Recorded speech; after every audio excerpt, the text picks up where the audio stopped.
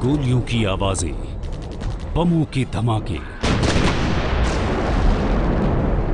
और चीख पुकार के बीच जम्मू कश्मीर की खूबसूरत वादियां उस वक्त दहशत से सराबोर हो जाती हैं जब कभी सीमा पार से यहां आकर आतंकवादी करते हैं फिदाई हमला। कश्मीर की इन खूबसूरत वादियों में आतंकवाद का ये सिलसिला बरसों से यूं ही चला रहा है। पाकिस्तान से कभी कोई अजमल आमिर कसाब आकर मासूमों पर गोलियों की बौछार करता है, तो कभी कोई नावेद अपनी बंदूक का मुंह सुरक्षा बलों के काफिले की तरफ खोल देता है। लश्कर ए तैयबा के आतंकवादी अजमल आमिर कसाब के बाद अब नावेद दूसरा आतंकवादी है जिसे जिंदा पकड़ा गया है। सुरक्षा एजेंसियों के सामने नावेद जो खुलासे कर रहा है, उससे एक बार फिर ये बात भी साबित होती है कि पाकिस्तान की सरजमी पर किस कदर पैदा हो रहे हैं नावेद और अजमल आमिर कसाब।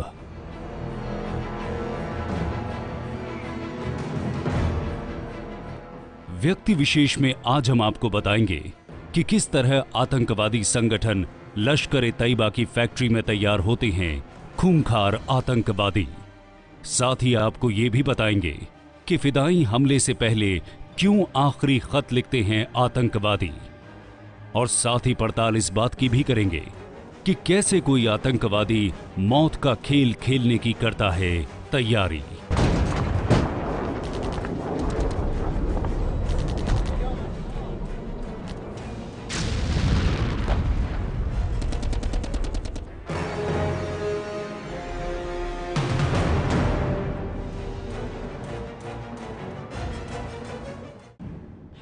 करीब 2 दशकों से पाकिस्तान कभी हुर्रियत की आड़ में तो कभी सबूतों की बात कहकर आतंकवाद के मुद्दे से अपना पीछा छुड़ाता रहा है।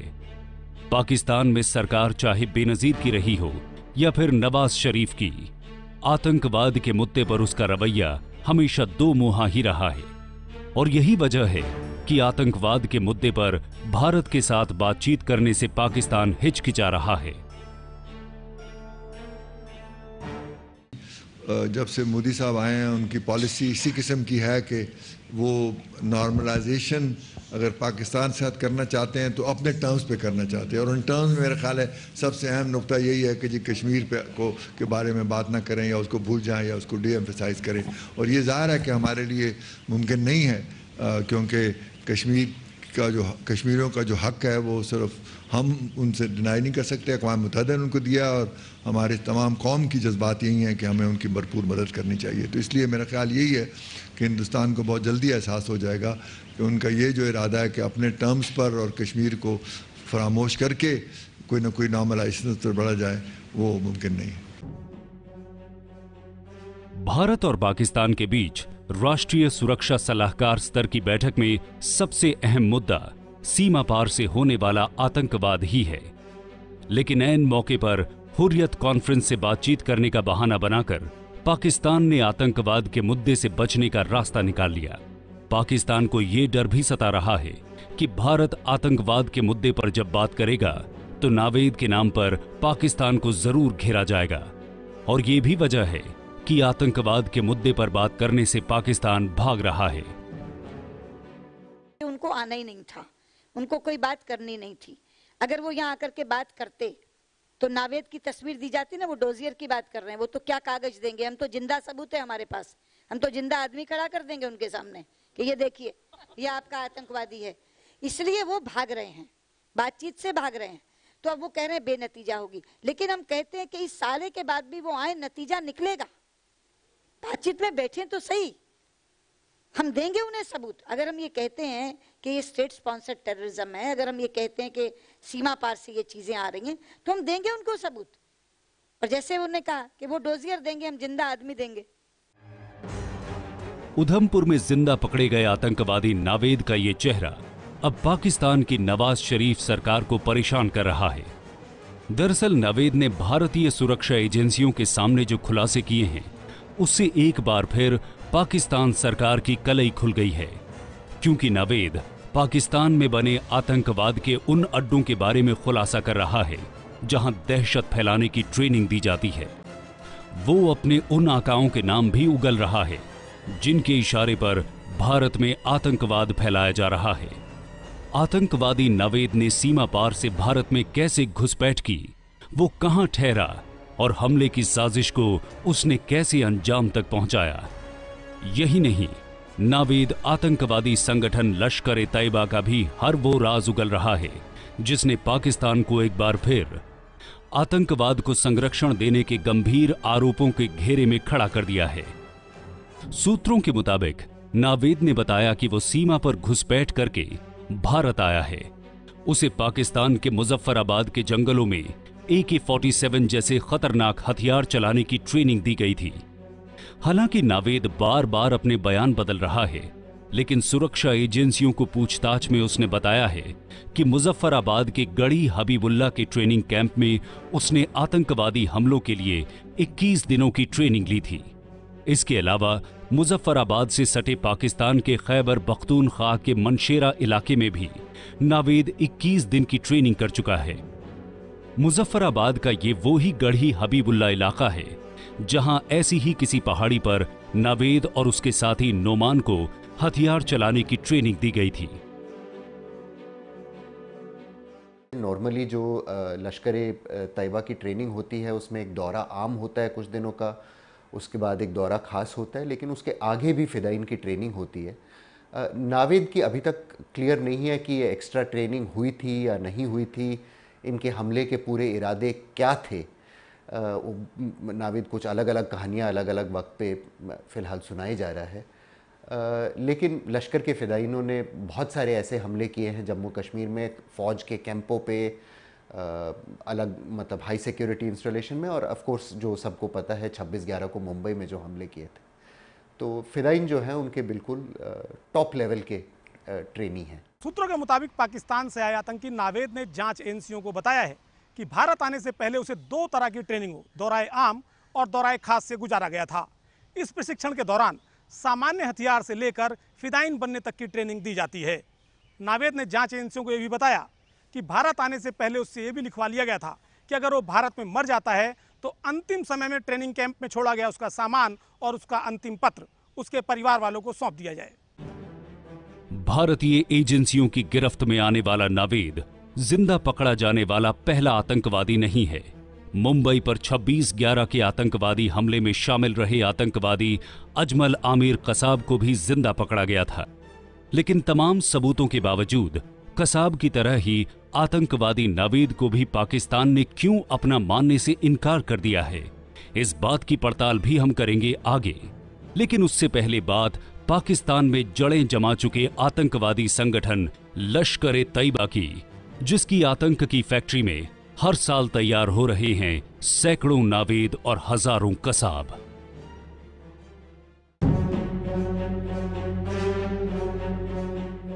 लाहौर से करीब 40 किलोमीटर दूर मुरीद के में ये लश्कर के राजनीतिक विंग जमात उद दावा का मुख्यालय है। जमात का ये आतंक कॉम्प्लेक्स लगभग 75 एकड़ जमीन पर फैला हुआ है, लेकिन यहां सुरक्षा इतनी चाक चौबंद रहती है कि कोई परिंदा भी पर न मार सके। कहा जाता है कि आतंकी अजमल आमिर कसाब और नावेद भी इसी मदरसे में पढ़ चुके हैं। मुरीद के ट्रेनिंग कैंप में आतंकवादियों को मजहबी तालीम के साथ साथ हथियार चलाने की बुनियादी ट्रेनिंग भी दी जाती है। खास बात यह है कि आतंकवादियों को जिहाद का पहला सबक भी जमात उद दावा के इसी मुख्यालय में सिखाया जाता है। दरअसल लश्कर ए तैयबा महज एक आतंकवादी संगठन ही नहीं है, बल्कि ये एक राजनीतिक और चैरिटेबल ग्रुप भी है, और इसका मुख्यालय लाहौर के पास मुरीद के नाम की जगह पर है।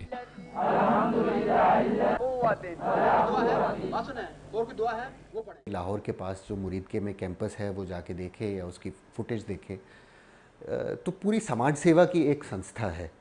वहाँ स्कूलें हैं जो फ्री में चलते हैं, कॉलेज है जो फ्री में चलते हैं, स्विमिंग पूल, स्पोर्ट्स फैसिलिटी, अस्पताल, flood relief, food relief, medical aid, मतलब जो चीज़ आप सोच सकते हो, इंजीनियरिंग कॉलेज चाहे हो, सब कुछ वहाँ है। और जब ऐसे एक संस्था बन जाती है, ख़ास तौर से ऐसे मुल्क, पाकिस्तान जैसे मुल्क में जहाँ सरकार ज़्यादा कुछ कर नहीं रही होती, जहाँ नेता बहुत करप्ट होते हैं, तो ऐसी संस्था की समाज में बहुत एक इज्जत और मतलब मान्यता एक बन जाती है। इसका फ़ायदा उठाया जाता है और उनके जलूसों से, इनके इज्तिमाओं से, इनके गैदरिंग से जिहाद के लिए आगे लड़के तैयार किए जाते हैं। लश्कर में 2 तरह के लोग शामिल किए जाते हैं। पहले वो जो बेहद पढ़े लिखे होते हैं, सरकारी नौकरियों और ऊंचे ओहदे वाले होते हैं। ये लोग साजिश रचने से लेकर लश्कर के लिए आतंकवादी मिशन तैयार करने का काम करते हैं। लेकिन लश्कर के ज्यादातर आतंकवादी गरीब बैकग्राउंड से होते हैं, जो अपनी फैमिली प्रॉब्लम्स और दूसरी सामाजिक परेशानियों के चलते लश्कर तैयबा जैसे आतंकी संगठन के चुंगल में फंस जाते हैं। जम्मू के उधमपुर जिले से जिंदा पकड़े गए आतंकवादी नावेद ने बताया है कि वो बशर नाम के एक स्थानीय मौलवी के जरिए पहली बार आतंकवादी संगठन लश्कर तैयबा के संपर्क में आया था। खास बात यह है कि लश्कर तैयबा से ज्यादातर लोग किसी मजहबी गतिविधि के जरिए ही जुड़ते हैं। मजहबी जलसों, इज्तिमाओं और रैलियों में लश्कर के ट्रेनर और स्पॉटर उन नौजवान लड़कों को चुनने का काम करते हैं जो आगे जिहादी गतिविधियों में हिस्सा ले सके। लश्कर के स्पॉटर के जरिए चुने गए लड़कों को सबसे पहले 21 दिनों की जिहादी कोर्स के लिए जमात-उद-दवा में भेज दिया जाता है और जिहाद की इस पहली ट्रेनिंग को दौरा-ए-आम कहा जाता है। दरअसल आतंकवादी संगठन लश्कर तैयबा की ट्रेनिंग में किसी आम लड़के के खूंखार आतंकवादी में तब्दील होने के 4 अहम चरण होते हैं। सबसे पहले मजहबी गतिविधियों के जरिए लड़कों को चुना जाता है और फिर जिहाद के नाम पर उनका ब्रेन वॉश किया जाता है। इसके बाद चुने गए लड़कों को 21 दिनों की दौरा-ए-आम की ट्रेनिंग दी जाती है। इस ट्रेनिंग के बाद तीसरे चरण की दौरा-ए-खास की ट्रेनिंग होती है और फिर सबसे आखिर में आतंकवादियों को आत्मघाती या फिर फिदाइन बनने की कड़ी ट्रेनिंग दी जाती है।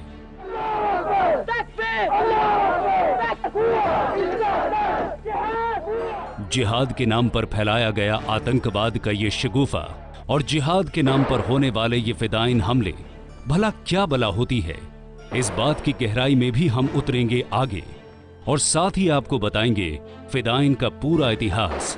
लेकिन उससे पहले देख लीजिए कैसे लश्कर तैयबा के ट्रेनिंग कैंपों में आतंकवादी बनता है कोई नावेद तो कोई अजमल आमिर कसाब।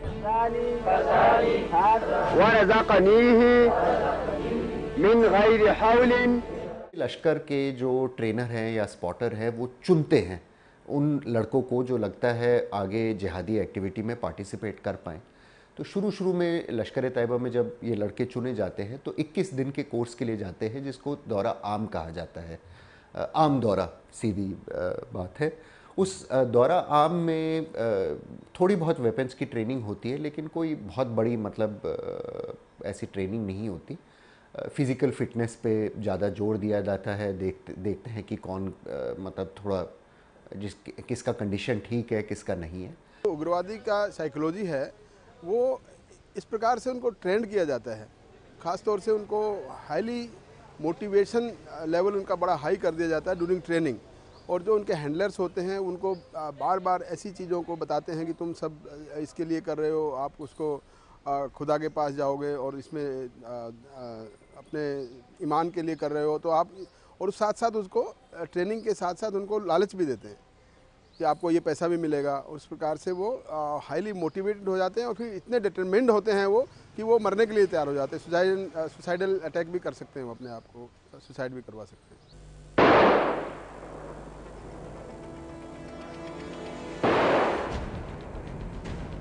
लश्कर तैयबा की ट्रेनिंग में दौरा-ए-आम के बाद 3 से 6 महीने की लंबी ट्रेनिंग का एक दूसरा सिलसिला चलता है जिसे दौरा-ए-खास कहा जाता है। इस ट्रेनिंग में कई तरह के कोर्स शामिल किए जाते हैं। दौरा-ए-खास के दौरान आतंकवादियों को एक तरह की मिलिट्री ट्रेनिंग दी जाती है जिसमें उन्हें बंदूक और तमाम तरह के आर्म्स चलाने से लेकर विस्फोट पदार्थ इस्तेमाल करने के तरीके सिखाए जाते हैं। दौरा-ए-खास की ट्रेनिंग के दौरान आतंकवादियों को कई तरह की विशेषज्ञता वाले कोर्स भी कराए जाते हैं। जैसे मुंबई पर लश्कर तैयबा के जिन आतंकवादियों ने हमला किया था उनको स्विमिंग करने के साथ साथ नाव चलाने की ट्रेनिंग भी अलग से दी गई थी। यही नहीं, मुंबई के 26/11 के हमलों में शामिल रहे आतंकवादी डेविड कोलमैन हेडली को खुफिया जानकारियां जुटाने की ट्रेनिंग भी दी गई थी। जाहिर है, एक मिलिट्री ट्रेनिंग के सारे आयाम लश्कर-ए-तैयबा के सारे कोर्सों में मौजूद रहते हैं।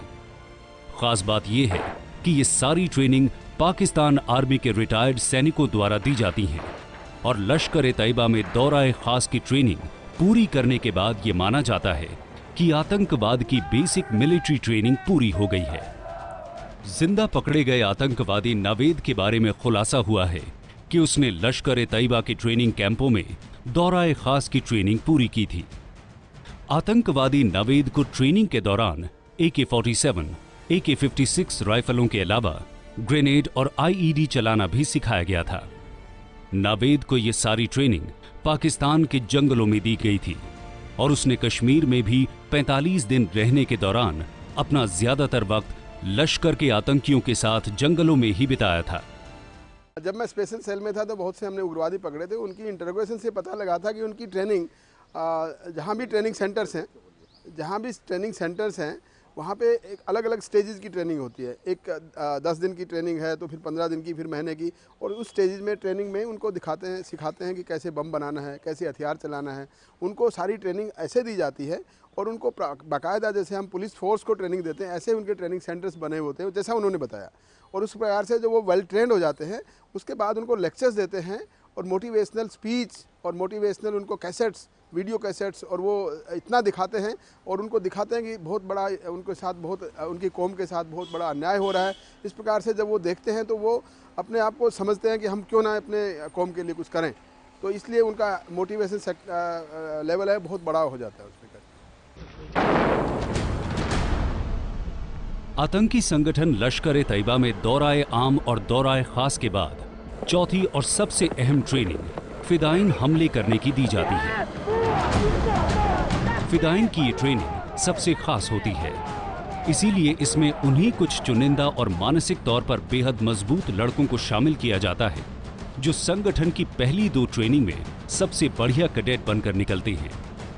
आम आतंकवादियों से अलग फिदाइन आतंकवादी वो होते हैं जो किसी फौजी कैंप या किसी ऐसी अहम जगहों पर आत्मघाती हमला करते हैं जहां सुरक्षा व्यवस्था सबसे ज्यादा होती है। VVIP कॉम्प्लेक्स, इमारतों या किसी VIP के घर पर आतंकवादी हमले को भी फिदाइन हमला कहा जाता है। दरअसल आतंकवादी जानते बूझते ऐसी जगहों को अपना निशाना बनाते हैं जहां उन्हें सुरक्षा बलों या सेना से सीधे भिड़ना होता है। जाहिर है, ऐसे हमलों में आतंकवादियों का बचकर निकलना नामुमकिन सा होता है और यही वजह है कि इस तरह के आतंकवादी हमलों को फिदाइन या आत्मघाती हमला कहा जाता है। और इस तरह के फिदाइन हमले अक्सर जम्मू कश्मीर में होते रहे हैं। दिल्ली में संसद भवन पर हुआ आतंकवादी हमला भी फिदाइन हमला माना जाता है।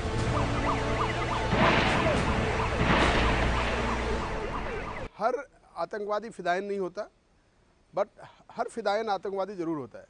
फिदाइन का मतलब है सुसाइडल, उसकी टेंडेंसी है। He is ready to commit suicide like that. While committing suicide, जब वो अपने आप को मरने के लिए तैयार रहता है तो वो ये चाहता है कि मैं ऐसा कुछ काम कर जाऊं जो कि इम्पॉसिबल लगे, क्योंकि आदमी जो अगर सुसाइड करना चाहे तो कुछ भी कर सकता है।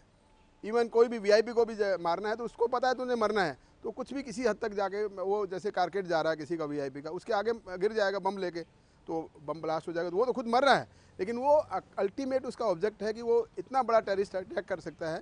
तो वो फिदाइन होता है जो सुसाइडल करने के लिए तैयार रहता है, मेंटली प्रिपेयर रहता है। और उग्रवादी तो आम उग्रवादी होते हैं। उन उग्रवादियों में से जो हाई लेवल के मोटिवेटेड आदमी तो फिदाइन हो जाते हैं। खास बात यह है कि फिदाइन हमलों की शुरुआत आतंकवादी संगठनों ने नहीं की है, बल्कि फिदाइन हमलावरों और इन हमलों का इतिहास सैकड़ों बरस पुराना रहा है। फिदाइन के इस इतिहास के बारे में भी हम आपको बताएंगे आगे, लेकिन उससे पहले देखिए आतंकवादी संगठन लश्कर-ए-तैयबा के ट्रेनिंग कैंपों में किस तरह आतंकवाद की ट्रेनिंग दी जाती है। POK यानी पाकिस्तान के कब्जे वाले कश्मीर और पाकिस्तान के खैबर पख्तूनख्वा इलाके में आतंकवादी संगठनों ने अपने कई ट्रेनिंग कैंप बना रखे हैं। लश्कर तैयबा और जमात उद दावा का मुख्यालय तो लाहौर के पास मुरीद के नाम की जगह पर है, लेकिन उसका सबसे अहम और बड़ा ट्रेनिंग कैंप मानशेरा नाम की जगह पर है। जिंदा पकड़े गए आतंकवादी नवेद ने भी मानशेरा के कैंप से ही आतंकवाद फैलाने की ट्रेनिंग पूरी की थी। पाकिस्तान में लाहौर के पास मुरीद के से लेकर मनशेरा और नॉर्थ वेस्ट फ्रंटियर प्रोविंस तक लश्कर तैयबा की आतंक की फैक्ट्री का जाल फैला हुआ है। इस आतंकवादी संगठन ने पाकिस्तान के कबायली इलाकों और भारत पाकिस्तान की लाइन ऑफ कंट्रोल के करीब तक अपनी ट्रेनिंग कैंप बना रखे हैं। लश्कर तैयबा के ये ट्रेनिंग कैंप दो तरह के होते हैं। पहले कैंप में आतंकवादियों को हथियार चलाना सिखाया जाता है, इसीलिए इन्हें ट्रेनिंग कैंप कहा जाता है। और दूसरी तरह के कैंपों को लॉन्चिंग कैंप कहा जाता है, क्योंकि इन कैंपों से ही आतंकवादियों की भारतीय सीमा में घुसपैठ कराई जाती है। ट्रेनिंग के लिए कोई इनके कैंपों में अगर आप देखोगे, एक तरह से हम कैंप कहते हैं, कैंप जब हम सोचते हैं तो लगता है कि कोई बहुत बड़ा वो होगा और बिल्डिंगें होगी, ऐसे कुछ नहीं है। ज़्यादातर इनकी ट्रेनिंग खुले मैदान में होती है। मनशेरा जैसे जो है NWFP में जो इनका बड़ा मरकज़ तैयबा सेंट्रल कैंप है, वहाँ अगर देखेंगे तो बगल में थोड़े पहाड़ हैं, जंगली इलाका है, लेकिन एक्चुअली किसी की काबिलियत देखने के लिए ये आइडियल टेरेन है, क्योंकि आखिर इन लड़कों ने जाना है और कश्मीर के जंगलों में, पहाड़ों में लड़ना है। तो उस तरह का ही टेरेन खोजा गया है, उस तरह का माहौल खोजा गया है जहाँ इनकी ट्रेनिंग की जाती है।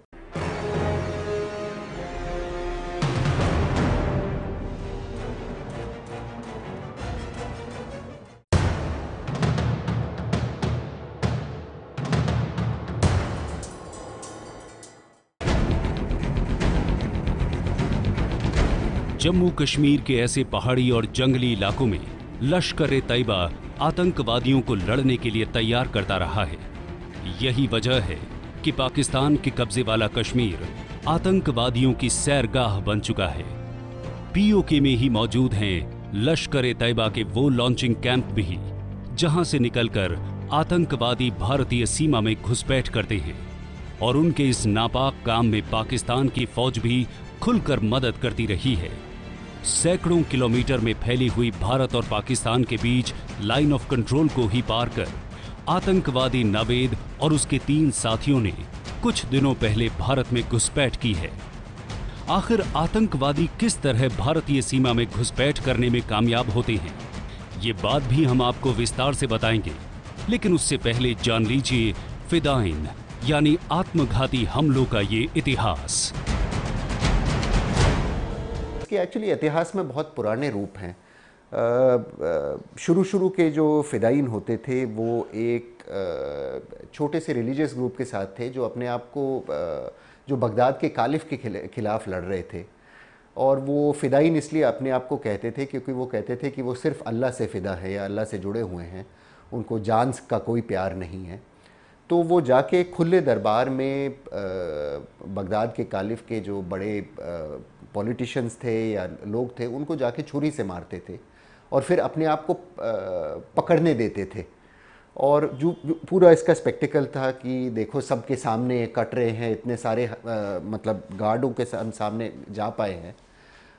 वो एक थिएट्रिकल स्पेक्टिकल था और ये बहुत मतलब सदियों से ऐसे अटैक्स रहे हैं इस्लामी हिस्ट्री में, कोई नई बात नहीं है। फ़िलिस्तीन के जो फ़िलिस्तीन लिबरेशन ऑर्गेनाइजेशन के अटैकर्स थे और उसके बाकी जो फ़िलिस्तीनी गुट थे वो भी अपने आप को फ़िदाइन बोलते थे। तो आइडिया ये है कि दिखाना कि हम चाहे 3-4 लोग हों फिर भी हम बहुत बड़ा नुकसान दूसरे पक्ष को पहुंचा सकते हैं। भारत पाकिस्तान की LOC यानी लाइन ऑफ कंट्रोल पर आतंकवादियों की घुसपैठ भारत के लिए सबसे बड़ा सिरदर्द बनी हुई है। दरअसल आतंकवादी संगठन भारतीय फौज के हमले के डर से अपनी ट्रेनिंग कैंप बॉर्डर से काफी अंदर की तरफ बनाते हैं। पाकिस्तान के मुजफ्फराबाद के पास भी कई जिहादी गुटों ने अपने ट्रेनिंग कैंप बना रखे हैं। इन ट्रेनिंग कैंपों में आतंकवाद फैलाने की ट्रेनिंग देने के बाद तैयार लड़के बॉर्डर के पास लाए जाते हैं, जहां उन्हें लॉन्चिंग कैंप में रखा जाता है। लश्कर तैयबा जैसे आतंकवादी संगठनों ने अपने launching camp Bharat Pak border के किनारे बना रखे हैं। लॉन्चिंग कैंप कुछ नहीं होता, वहाँ कोई गुज्जर का या बकरवाल का डेरा होता है या डोक होता है या कोई गांव में छोटा सा एक घर होता है जहाँ इनको बिठाया जाता है और वहाँ से फिर इनको बॉर्डर पार कराया जाता है पाकिस्तान फ़ौज के मदद के साथ, क्योंकि फ़ौज को पता रहता है आगे किस जगह भारतीय फ़ौज की भी वीकनेस है या कहाँ से रास्ता निकल जाता है। पाकिस्तान की जमीन पर आतंकवाद की ट्रेनिंग लेने वाले लड़कों का पहला इम्तिहान बॉर्डर पर ही होता है, क्योंकि बॉर्डर पर भारत और पाकिस्तान की सेनाएं 24 घंटे चौकन्ना रहती हैं। ऐसे हालात में घुसपैठ करना आसान काम नहीं है। पहले के दौर में आतंकवादियों को ऐसे गाइड सीमा पार करने में मदद करते थे जिनको बॉर्डर पर मौजूद नालों और रास्तों की बारीक जानकारी होती थी। लेकिन अब जीपीएस तकनीक के जमाने में आतंकवादियों के लिए घुसपैठ करने का काम पहले से ज्यादा आसान हो गया है। आतंकी संगठन घुसपैठ करने वाले अपने लड़कों को जीपीएस सेट देते हैं जिसमें रास्ते के पॉइंट मार्क होते हैं। जीपीएस पर रास्ता देखते देखते ही आतंकवादी सीमा पार कर जम्मू कश्मीर के इलाकों में दूर दूर तक निकल आते हैं और एक बार नक्शा बनने के बाद फिर वो आगे दूसरे आतंकवादियों को दे दिया जाता है। जिंदा पकड़े गए आतंकवादी नावेद ने भी जीपीएस के सहारे ही कश्मीर में घुसपैठ की थी। तैयबा के आतंकी नावेद को रात होने का इंतजार था। नेशनल हाईवे से चिरड़ी गांव पहुंचने के लिए उसने इस पथरीले रास्ते का इस्तेमाल नहीं किया। वो जानता था कि अगर इस पथरीले रास्ते से जाएगा तो रास्ते में उसे गांव वाले कहीं भी घेर सकते हैं, क्योंकि 5 बंधक उसके साथ थे। इसीलिए इस पहाड़ी रास्ते को उसने नाले से तय किया। इस रास्ते के बगल में ये नाला जाता है। वो इस रास्ते को क्रॉस जरूर करता था, लेकिन जंगल के रास्ते नाले से होकर उसको जाना मुनासिब लगता था, क्योंकि वहां पर हरियाली ज्यादा है। मानसून का सीजन होने के कारण वाइल्ड ग्रोथ है वहां पर। इस वजह से छुपते छुपाते वो नाले के रास्ते से चिरड़ी गांव तक पहुंचा। आतंकवादी नावेद ने भारतीय सीमा में घुसपैठ तो जीपीएस के सहारे ही की थी, लेकिन उसे कश्मीर के सीमाई इलाके से जम्मू के उधमपुर तक पहुंचाने में लश्कर-ए-तैयबा के हैंडलर ने अहम भूमिका निभाई थी। दरअसल जब आतंकवादी सीमा पार कर जाते हैं तब भारतीय जमीन पर किसी सुरक्षित इलाके में लश्कर का कोई स्थानीय आदमी उनका इंतजार करता है, जिसे उस आतंकवादी का हैंडलर कहा जाता है। ये हैंडलर ही घुसपैठ करने वाले आतंकवादी को आगे अंदर की तरफ ले जाता है और हर तरह से उसकी मदद भी करता है। आतंकवादी के रुकने, खाने पीने, छिपने का इंतजाम भी हैंडलर ही करता है। यही नहीं, आतंकवादी के लिए साधन जुटाना और उसे पैसे मुहैया कराने का काम भी हैंडलर ही करता है, क्योंकि जब आतंकवादी सीमा पार करते हैं तो वो अपने पास जीपीएस सेट, असलहे और हथियार के सिवाय कोई दूसरा सामान नहीं रखते। वो अपने कपड़ों और सामान से उन सारी चीजों को भी अलग कर देते हैं जिनसे पाकिस्तान का कोई कनेक्शन रहता है, ताकि पकड़े जाने पर इस बात का कोई सबूत न रहे कि वो पाकिस्तान से आए हैं। यहाँ सबसे खास बात यह है कि आतंकवादियों की घुसपैठ के इस काम में सबसे बड़ी मदद पाकिस्तान की फौज ही करती है। इतने बड़े बॉर्डर पे हर वक्त 24 घंटे उतनी ही विजिलेंस नहीं रह सकती। तो पाकिस्तान फ़ौज को भी जानकारी रहती है कि हमारी तारबंदी कहाँ कच्ची है या तारबंदी कहाँ गिरी हुई है, फ़ौज की किस जगह डिप्लॉयमेंट ज़्यादा है, किस जगह कम है। तो एक तो ये इन्फॉर्मेशन उनको, ये जानकारी उनको दे दी जाती है। दूसरी बात है कि कई जगह जब फायरिंग चल रही होती है तो दोनों फ़ौजें अपने आड़ ले लेते हैं, और जब आड़ ले लेते हैं फायरिंग से बचने के लिए तो आना जाना घुसपैठ के लिए आसान हो जाता है। तो कभी कभी फायरिंग की जाती है ताकि इसके आड़ में घुसपैठ निकल पाए। और तीसरी मदद ये होती है कि जो आगे के इनके पोजीशंस हैं, पाकिस्तान फ़ौज इनको वहाँ आराम से बैठने देती है, जबकि उनको पूरी तरह पता है कि ये लॉन्चिंग कैंप हैं। जम्मू कश्मीर के रिहायशी इलाकों तक घुस आए आतंकियों की सबसे बड़ी मदद वो स्थानीय लोग या हैंडलर करते हैं जिन्हें या तो आतंकी संगठन पैसों की ताकत से खरीद लेते हैं या फिर वो लश्कर जैसे आतंकी संगठनों की जिहादी विचारधारा से प्रभावित होकर आतंकवादियों की मदद करते हैं। दरअसल एक बार जब आतंकवादी जीपीएस की मदद से कश्मीर में पहुंच जाते हैं, तब यहाँ स्थानीय लोगों की मदद के बिना उनका काम करना मुश्किल हो जाता है, क्योंकि किसी खास जगह पर कैसे और किस रास्ते से पहुंचना है, ये बात उन्हें स्थानीय आदमी ही बताते हैं। स्थानीय लोगों यानी हैंडलर की मदद से ही आतंकवादियों के रुकने और छिपने का इंतजाम भी किया जाता है।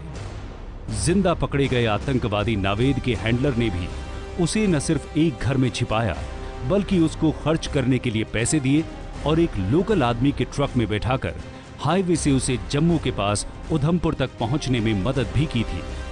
जाहिर है, किसी आतंकवादी के लिए अपने काम को अंजाम देना किसी हैंडलर के बिना नामुमकिन है।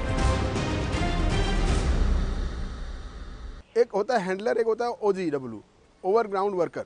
ओवरग्राउंड वर्कर है वो जो जिस जगह पे उसको भेजते हैं उसके ऑलरेडी उसको कॉन्टैक्ट दिया जाता है कि तुम आप यहाँ पे जाओगे, ये आदमी मिलेगा तुम्हें, वो आपको पूरी फैसिलिटी देगा, रहने की फैसिलिटी देगा, आपको ट्रांसपोर्ट की देगा, आपको कम्युनिकेशन के साधन देगा, उसके साथ साथ आपको उस एरिया की रेकी कराएगा। एक होता है हैंडलर।